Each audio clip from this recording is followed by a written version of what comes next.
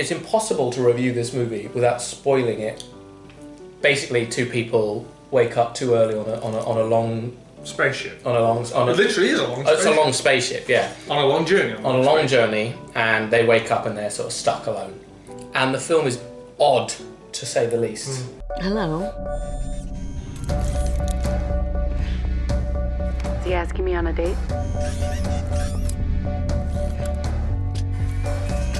She didn't seem that impressed. The trailer seems to say that they wake up at the same time and they're stuck.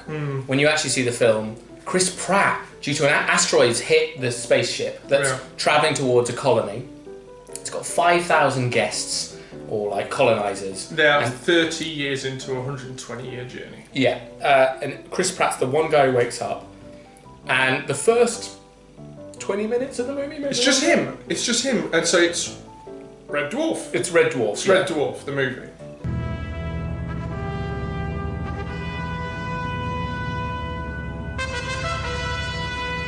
In the first sort of 5 minutes, you really worry that it's just going to be references, because straight away you start off in this world. There's Solaris, and there's 2001, and there's Alien, and then there's a very weird Shining reference in there. First he goes, there's another person on the ship, and Michael Sheen plays the only humanoid sort of robot. Yeah, basically Lloyd from The Shining. A little slow tonight, isn't it?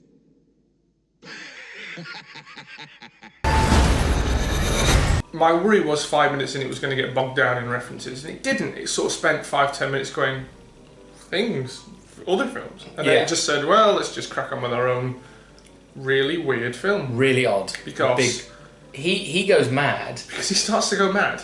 And then he sees Jennifer Lawrence in her alien pod thing. And then he goes, God, she's gorgeous.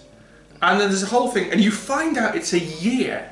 He's had a year on the ship. He's been going back to this bar saying, she's gorgeous. Yeah.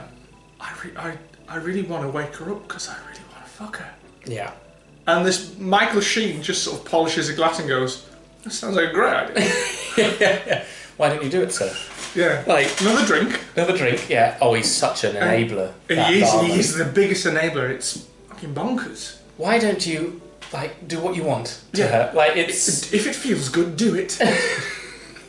What? Yeah. Yeah, so he has this, wrestles with this moral dilemma about whether or not to wake up a woman because he just desperately wants to see her arse. Horny. He really, that's why he does it. So he does. Because he's a mechanic. Yeah. So he can build things. Yeah. And fix things, except he can't fix his situation. But he can't, that's the weird thing. He can sort of get himself into a mess, but he can't use his skills, apply his skills in any productive way, apparently. Yeah. So he wakes her up and pretends oh wow, you got woken up by random as well. Yeah, she goes through the same paranoid thing. No, we're stuck. Then he starts to woo her. And at this point it becomes Space Rape the movie. Yeah. It's like a date rape. He's not told her, he keeps going shh to the bar. Yeah. He keeps going to the bar, shh. He tells the barman. Don't tell her, I'm gonna fuck her. Before he wakes her up, he goes, I'm going to wake her up, don't tell her. And he goes, well, your secret's safe with me, sir. And it's this weird, the whole thing's odd. So these pills for a drink, sir? Yeah. So, why did you give up your life on Earth? Like the first fucking about 12 minutes of the movie is just like, it's basically the ship's computer saying, exposition, here's the, I'm exposition. My name's, Basil Exposition. Here's the, there you go. Get to your weird fucking... In many ways, it's sort of like the beginning of Prometheus, where just David wakes up and he's on his own. But then he decided to rape a woman. If you look at the trailer, you expect the movie to be sort of more action-packed. And it's not. It's about a real fucking creep. He is. And in a strange way, I really, really liked that. Yeah, well, again, I thought it felt like a Lolita. Like, James Mason could have easily played the lead. And in actual fact, it would have made more sense if he wasn't as dashing as he was. Or if he was originally like he is in Parks and Rec, and then he works out to become a little bit more romantic for when she wakes up. Because it's a bit, obvious that it's just two beautiful people. Yeah. And he's a right creep. I like the idea that he's so pathetic that he just opens her up, wakes her up just to shag her. Yeah. It apparently has never crossed his thought to wake anybody else who might be able to help him. There's a thing where they say you can't get into the crew room where they're asleep. Fine, I'll buy it. There's 5,000 people there. One of them will be able to help you. Mechanic engineer. One of them will be able to help you. Pod creator. And then when she finds out she's really annoyed, you woke me up. Nobody says, we'll wake up all these other pricks and we'll figure something. There's 5,000 of us who put our heads together. We'll figure this out. I think the big problem with the film is it's really about a space creep. The problem is he kind of gets away with it in the end, and I think that's where the film really lets itself down. Yeah. Because it really should be a bit more damning of his actions, because what he does is really fucking nasty. On the poster, Chris Pratt is pulling blue steel.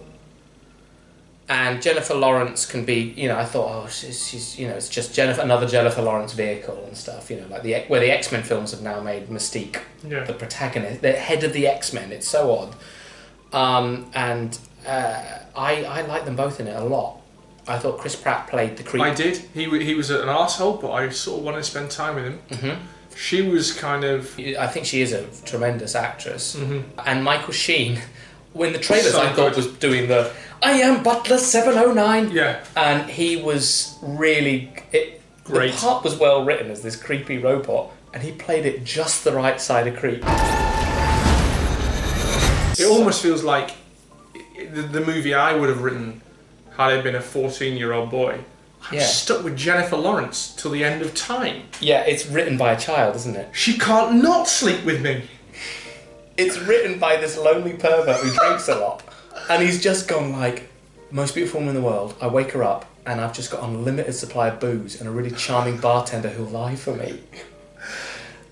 Passengers, it's fantastic. War. It's fantastic. There's some real creep. We got this script. I think we can do something with this. The pages are stuck together and everything. It's fucking horrible, but... So read the first half. The second half is... We haven't given you the second half. They didn't give the second half to like Paramount or whoever did it. They're like, you can't read the second half. It gets really... It's dirt. But we've thought of a new plot. We're going to get Lawrence Fishburne in, and then it's going to be how they rescue the ship. Lawrence Fishburne, dies and goes, find the problem in the ship in the control room, and dies. Yeah. Then they're like, okay, 5,000 people's lives are on the line now, the ship's going to break. This matters more than how fucking perverted you were for waking me up. So basically they find the problem, and Chris Pratt does the whole, I'm going to do the honourable thing, ultimate sacrifice. Which is a thing... Repent for my sins. Makes sense, because he's a bloody pervert who basically... What he did was wrong, really, he took that woman's life away. He did. You're going to live with me. It's basically the equivalent of a guy who, it's like Room. Yeah. Room in space. It's Room in space. Except the protagonist is the man who captured Brie Larson.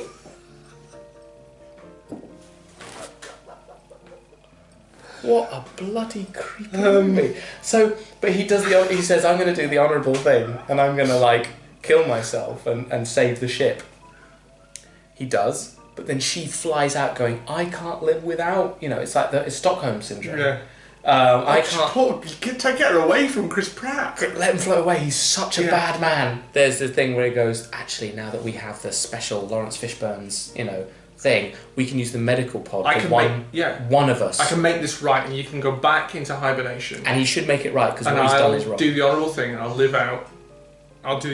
I'll live out the rest of my days in solitude, thinking about the evil thing I've done. Yeah. And then the final twist of the movie, he's in the bar, Michael Sheen's being fixed, the creep, with two creepy men at a bar, and then she just walks in, and the final bit is kind of like... They lived happily ever after. Alone in space, her and her captor. Yeah. He won. He had his way. It's so odd. Yeah. Bit creepy, but watchable throughout in a strange way. That's not the ending, though.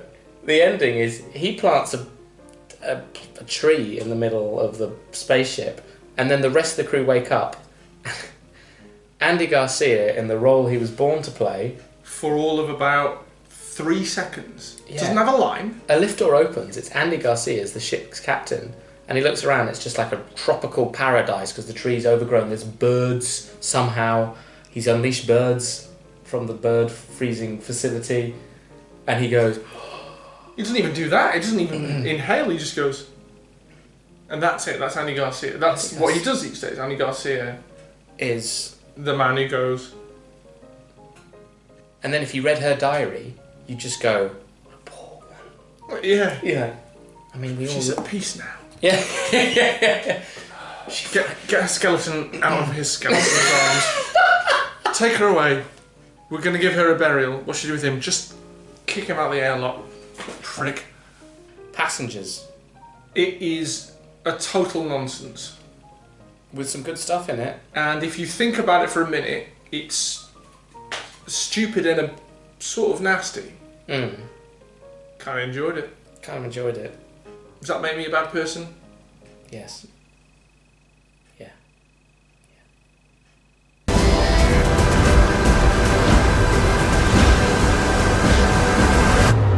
There's a reason we woke up early.